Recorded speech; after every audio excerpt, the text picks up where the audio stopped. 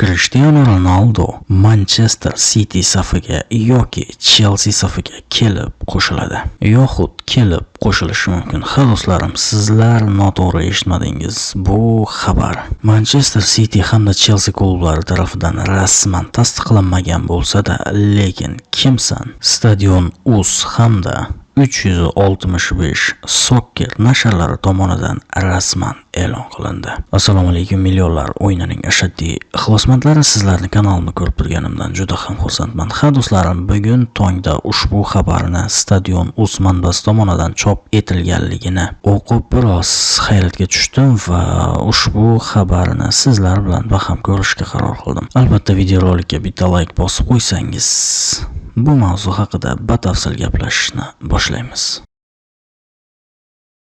Manbaning berayotgan xabariga ko'ra do'stlarim, Chelsea va Manchester City 40 yoshli Cristiano Ronaldoni faqatgina 1 oylik shartnoma evaziga jamoaga olib kelmoqchilar.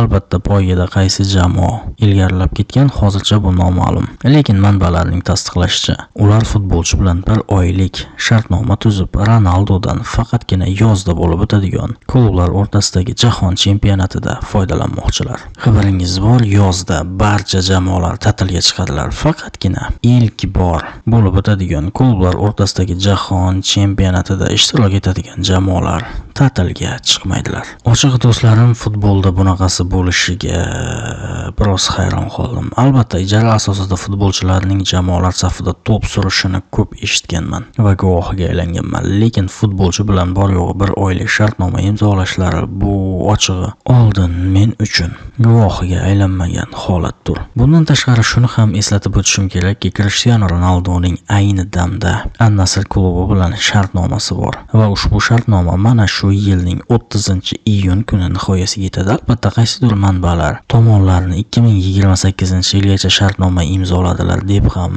ma'lum qildilar. Lekin Ronaldo va Al-Nassr o'rtasidagi ushbu shartnomani jamoa rahbariyati ham futbolchining o'zi ham rasmiy tarzda tasdiqlagani yo'q. Ochig'i do'stlarim, Stadion.uz manbasi tomonidan taqdim etilgan ushbu xabar menga fake bo'lib ham tuyuldi. Keyin esa sizlarga tasdiqlanmagan va fake xabarni taqdim etmaslik uchun 365 Soccer nashrini tekshirib chiqdim va bilmadim. Men ushbu platformadan foydalanishni bilmaymanmi yoki yo'qmi, balkim boshqa sabablarga ko'ra ushbu nashrda Ronaldoni Manchester City va Chelsea 1 oyga o'z safiga qo'shib olayotganligi haqidagi hech qanday xabarni topa olmadim. Balkim texnik xatoga yo'l qo'yib bu postni topa olmagandirman. Lekin Stadion.uz manbasi ham oddiy va oldi qochdi xabarlarni taqdim etadigan manba emas. Shuning uchun Stadion.uz manbasining o'ziga yarasha obro'si borligini va yolg'on xabarlarni tarqatavermasligini inobatga oladigan bo'lsak, va Ronaldoning yozda Al-Nassr bilan shartnomasi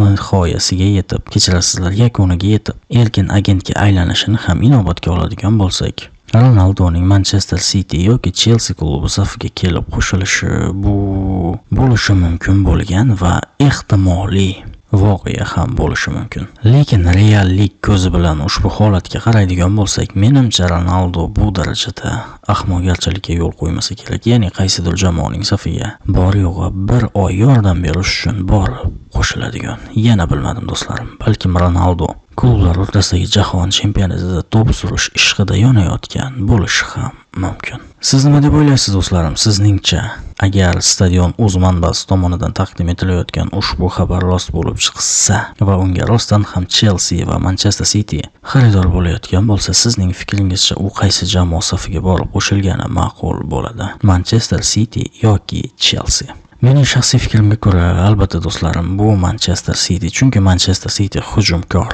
futbol namoyish etadi va Erling Haaland qattiq jarohat oldi va katta ehtimol bilan jahon chempionatigacha tiklanmaydi. Ronaldo esa hujumkor jamoa safida gol urish bo'yicha futbol tarixida tengi yo'q futbolchi hisoblanadi va jahon chempionatida rekord darajadagi gollarni kiritib yuborishi mumkin bo'ladi. Va bundan tashqari Abduqodir Husanov va Ronaldolarni bir jamoa safida ko'rish ham menimcha futbol muxlislarini, ayniqsa o'zbek futboli muxlislarini rohatlantirmasdan qolmaydi. Do'stlarim, ushbu xabar ortidan quvishda va yangiliklar izlashda davom etaman. Agar bu yangiliklar haqida yangi ma'lumotlar paydo bo'ladigan bo'lsa, Telegram kanalimda albatta chop etaman. Shuning uchun Telegram kanalimga ham obuna bo'lib qo'yishni unutmang. Chunki Telegram kanalimda futbol olamidagi eng so'nggi va eng qaynoq xabarlardan, eng birinchilardan bo'lib, matnli tarzda xabardor bo'lib borasiz. Telegram kanalimga obuna bo'lish manzili esa ushbu videorolikning